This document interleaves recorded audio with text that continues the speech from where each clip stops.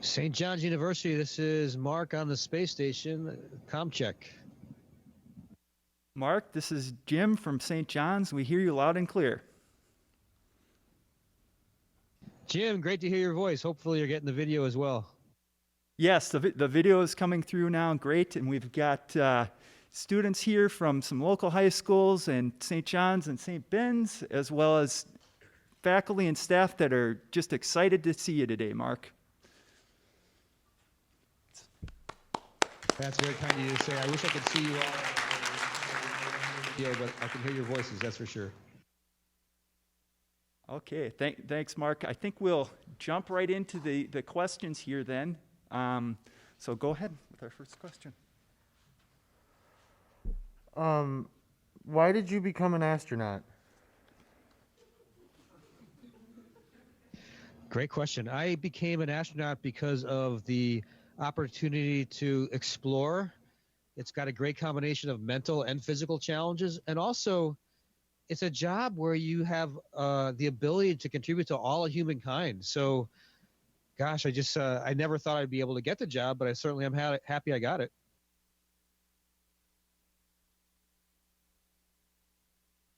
Hello, Mark. It's great to meet you. My question is, how is Great to meet you too. My question is, how has being in space changed your perspective on life? Wow, being up here in space has made me feel much less significant, quite honestly. Seeing the vastness of the Earth, and then seeing how thin the layer of atmosphere is compared to the size of the Earth, and recognizing that being able to not just hear it, but to actually see it with your own eyes, that these massive structures like the buildings you live in, they're so tiny compared to mountains, and we're so tiny compared to those buildings. Those buildings are really small compared to mountains that I can see out the window. And those mountains are so small compared to the atmosphere, but from up here, the atmosphere looks really like just a varnish on the Earth. So it makes you feel very, very, very tiny.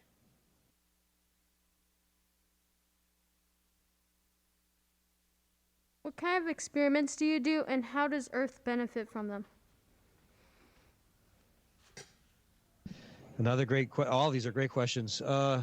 We do hundreds of experiments. In the last time I was up here, we did 234. So I couldn't even remember to tell you what all of them were about, and I'm sure it would be too long anyway. We have a combustion facility we do experiments with, so we're studying how flames burn in space. Of course, that's got health benefits for spacecraft of the future to make sure that we don't have flames where we don't want them, but also better understanding the flames, because you can make a flame that burns at a lower temperature in space. And so understanding how that works potentially could have benefits to combustion engines. We've done experiments up here. In fact, in the facility just to my left, we've done experiments that could potentially help out with Alzheimer's disease. We've certainly, even I'm part of an experiment because we get data on how my health changes in space. I'm not in the demographic that normally would get a loss of bone density, but we lose bone density in space. So learning how to preserve bone density for astronauts certainly helps people on the ground, because there's people that have bone density issues on the ground as well. We've got a water recycling system. That's a technology demonstration, much less of an experiment, but it's still something we're learning about. And being able to regenerate water, to make it pure. The water we have up here is 98% recycled from water vapors and other bodily fluids. So being able to have really, really good water up here is something that's a useful technology for the ground as well.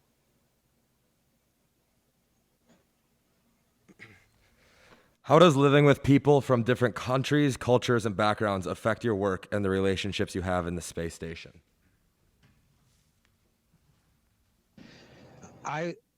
I think that being up here with, right now, a Japanese astronaut, a French astronaut, and 2 Russian cosmonauts, it just enriches the experience. I've gotten to travel to Japan because of my job. I've lived in Russia for multiple months because of my job.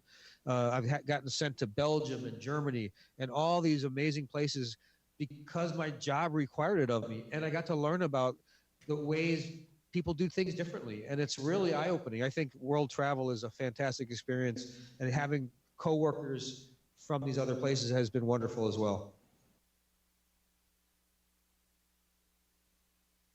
What part of the process of training and preparation for going to the International Space Station was most difficult for you?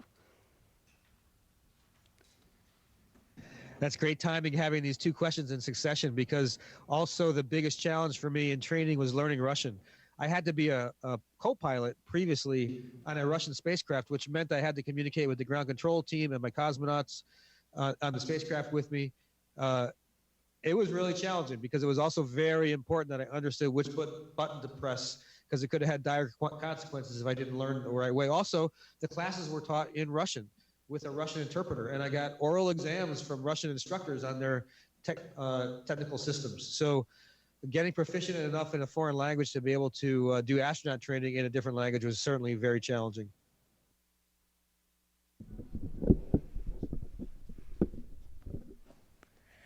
What is the most challenging thing you ever encountered in space? I'm going to try really hard to keep this story short. The most challenging situation I ever put myself into was during my third EVA. There was, if you imagine our spacesuits, when we do spacewalks, we have a computer mounted to our chest, which gives us information about the systems. If something's going wrong, it'll warn us, even tell us how to react to a problem. Lots of good information from that computer on my chest. Before we went outside in the airlock, after I opened up the door, the hatch, so I could see the Earth 240 miles below me, my heart rate was already going a little faster because of that.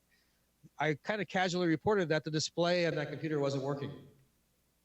The process to shut down that computer and restart it, just like you would if you have a computer crash on the ground, required me to turn off my entire suit. And I didn't really realize what I had done while I was doing it, because I just followed the instructions without paying attention to all the details and not being mentally ready for the situation I put myself in. Suddenly I started overheating, my visor started fogging up, and I couldn't get my fingers to the switches very easily to turn the suit back on. And because of my visor being fogged up, I didn't know that I was actually trying to flip the switch in the wrong direction. I now have all of that by heart, believe me. I wouldn't have to see it to be able to flip that switch again. I will never put myself in that situation again. But fortunately for me, my crewmate flipped the switch, and as soon as that suit was turned back on, the cooling system came back on, I could see, and everything calmed down very quickly. And that was at the beginning of a 7-hour spacewalk. That was a challenging moment for me when I was trying to get the suit on and wasn't sure I was going to be able to do it. What is fun about working in microgravity? Let's see. I think I'm going to do a demonstration. So first I'm going to do a mic drop. And now I'm going to go ahead and do something I cannot do on the ground. I'm going to try to do a triple backflip. We'll see. I might end up on the ceiling. I might end up on the floor. We'll just see what happens.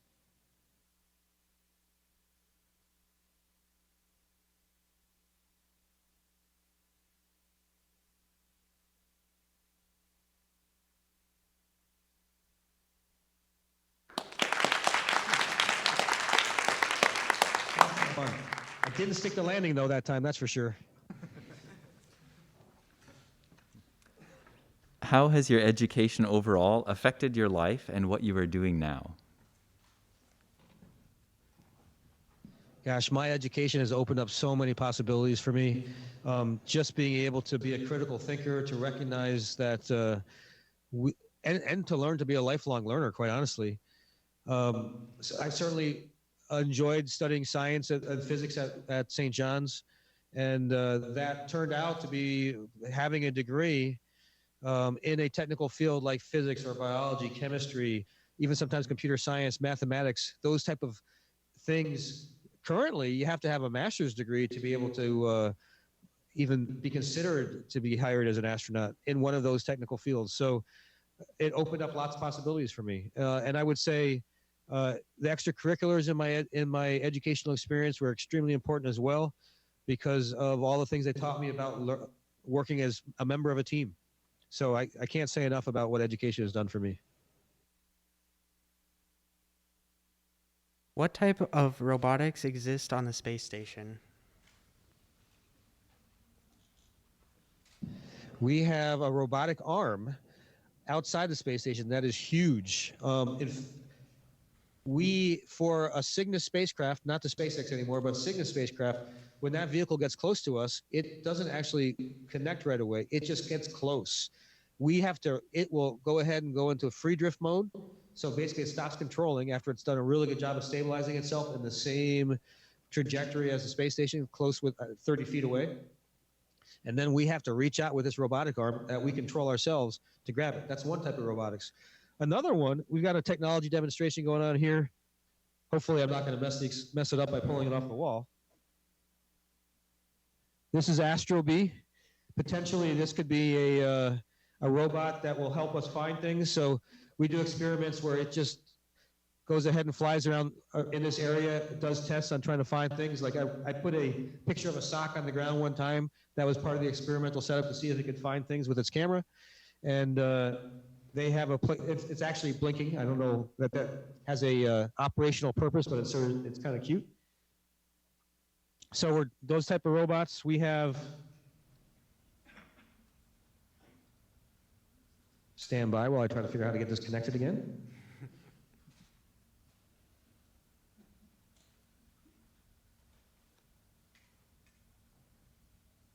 That's actually mounted magnetically so they can release it and it can just fly around and ideally come back and put itself back in its docking station.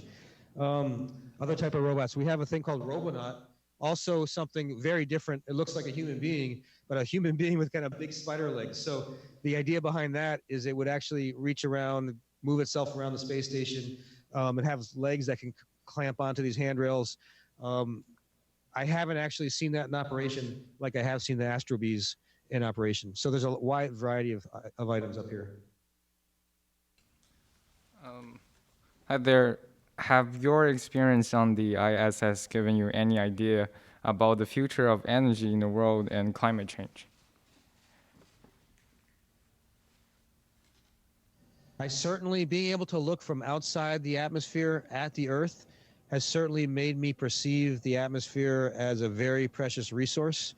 The Earth is massive, so we tend to think of it as this unlimited resource, but that thin veneer of air is the only place that we can survive in without lots of extra help like I have up here. So I feel very protective of the atmosphere, more so than I even did before. And also, of course, the space station, I already mentioned about the water reclamation system we have, which is an important way to conserve resources, but also we get all of our power up here from solar energy. So that's a technology that I hope helps us be able to maintain the quality of life we have now, but make that a thing that is sustainable as opposed to something that's consuming up a limited resource that we can't replace. Mark, I've got a question from a first grader who couldn't make it today. Hopefully this will work. My question is, what does the Earth look like from the International Space Station? It's a great question too. It's so hard to describe how beautiful it is. There's brown, all these beautiful shades of browns in the deserts of North Africa, in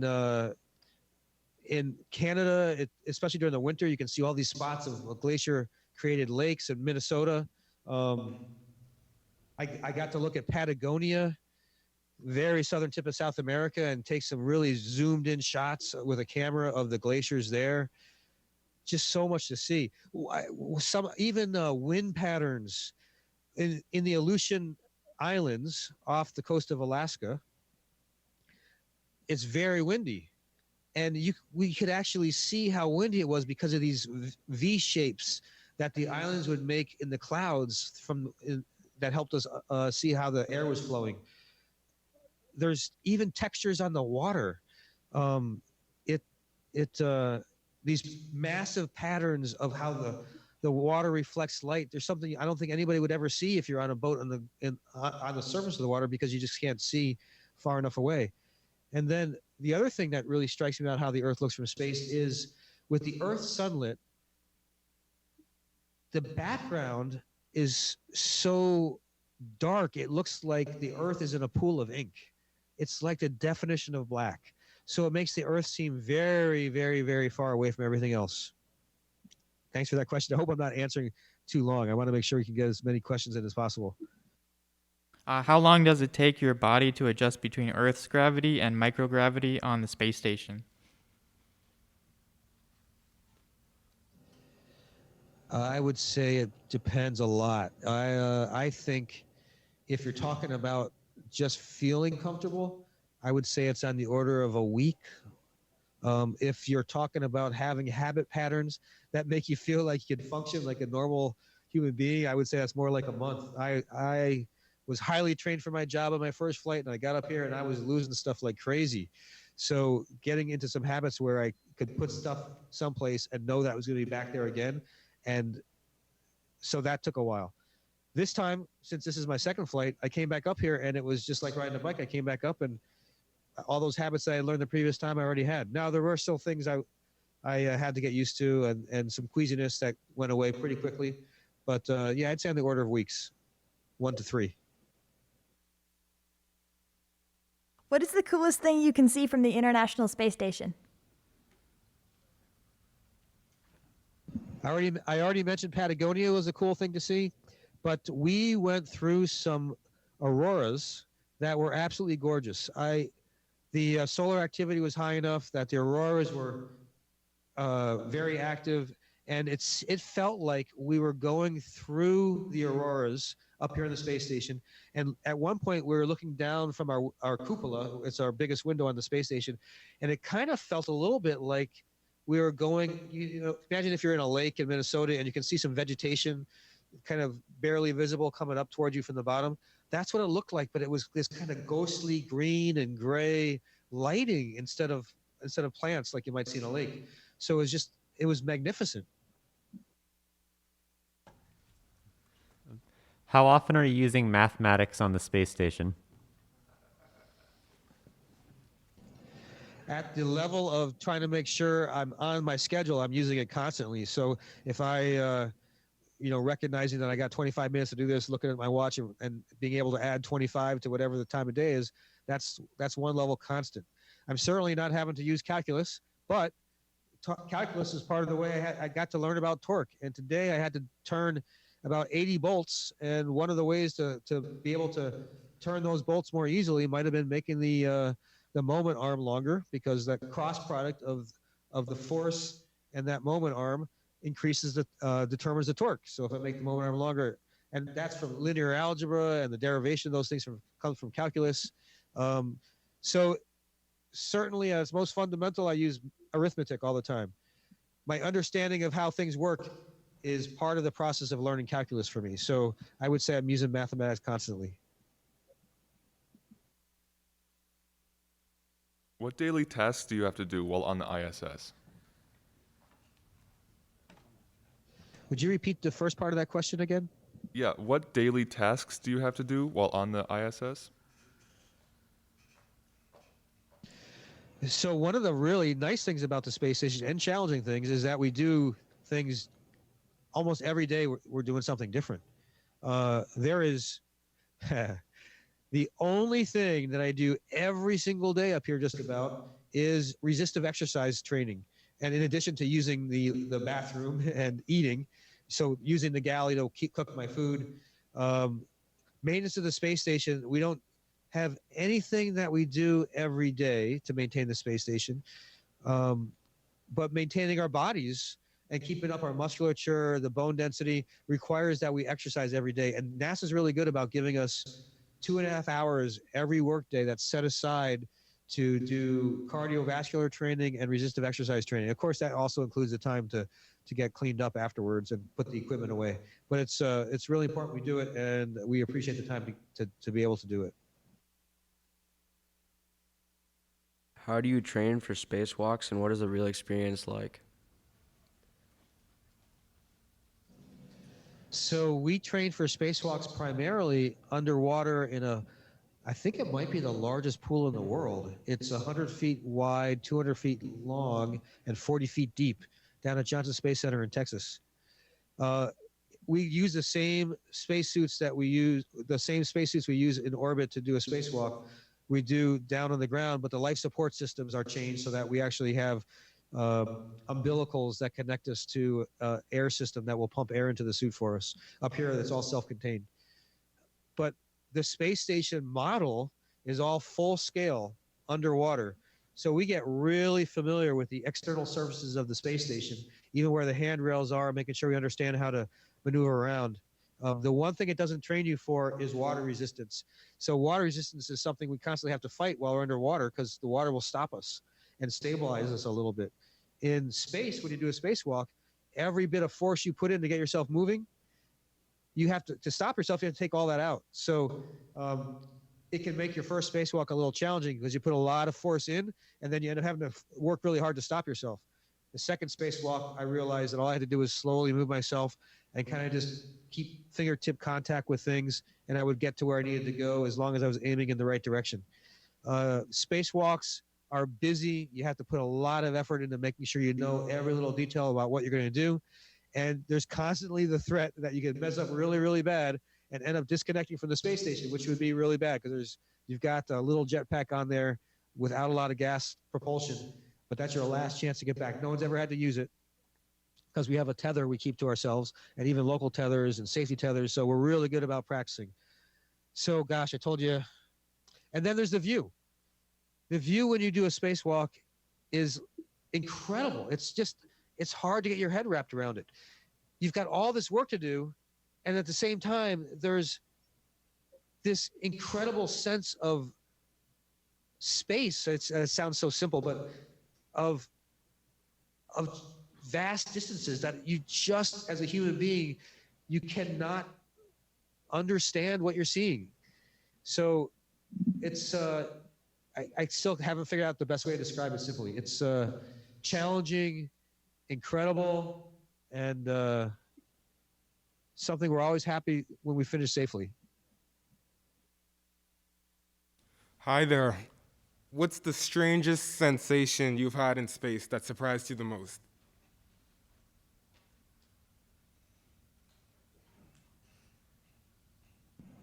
That's another good. I had to think about that one. So when I first got to the space station, I would, it's really easy to float around. And if it's so easy to float around, though, that if I typed on a keyboard without anchoring my feet someplace, just my fingertip contact on the keyboard would send me to the ceiling. So there's a lot of things like that you have to get used to. Now I don't even have to look at the floor, and I can maneuver around, and I know where the things are going to be. I can jump up onto the ceiling and just kind of walk around, flip upside down. It's very casual because I'm very used to it. One day, I was trying to work on the ceiling after being at the space station for not a very long time. And there was a compartment that was open, so I stuck my legs in the compartment and I used my feet on the sides to brace myself. And I noticed that I was pushing really, really hard, like I was trying to suspend myself from the ceiling. And if I didn't push hard enough, I would fall, because that's mentally the space I was in. But then I realized, wait a minute, if that was the floor, and if I think about it like the floor, I can relax my legs and this will be really easy. So sure enough, I let myself relax and it was easy. So that was just a strange kind of thing to experience where I had to convince myself that upside down and right side up didn't really matter, because there was still a lot of me that reflexively wanted to treat it like I was upside down and I might fall down. Thanks for that. What courses and experiences that you had at St. John's were relevant to you being an astronaut?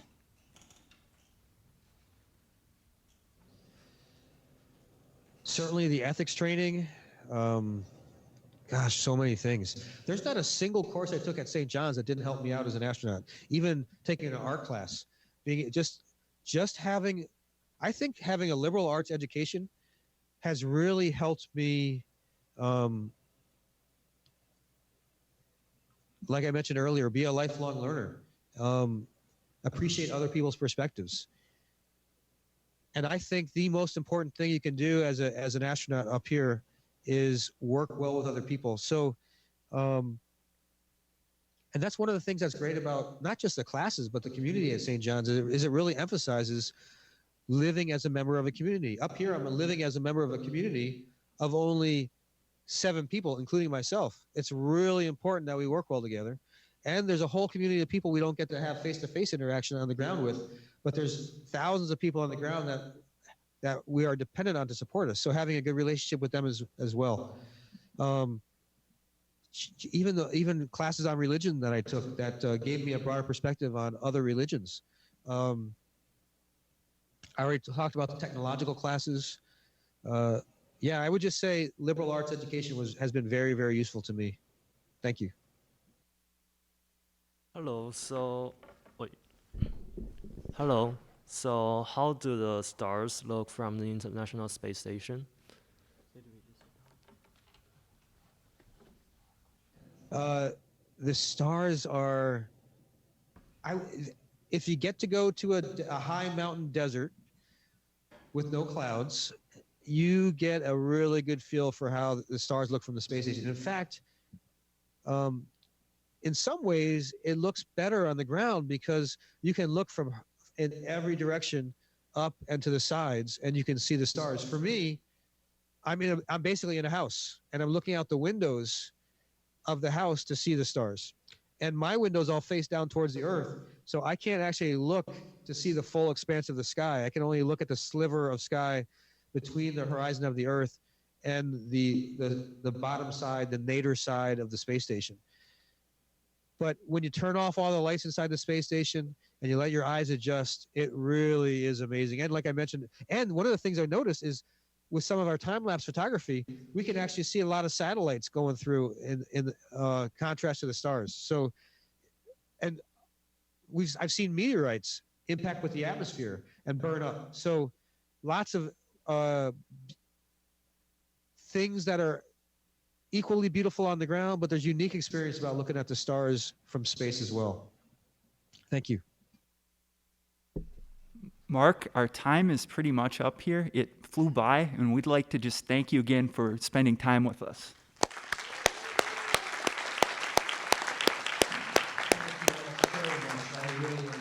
Thank you for being willing to be there today. Thanks for sharing these moments with me. I hope all of you look for challenges and find ways to overcome them. And if you don't succeed the first time, figure out what to change and try again. Or decide that, hey, it wasn't worth it in the first place, I'm going to go in a different route. But I look forward to your successes, and you have so many opportunities ahead of you. Thank you.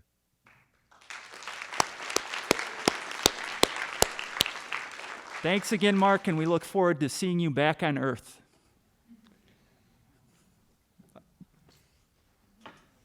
I look forward to seeing all of you on the Earth side as well.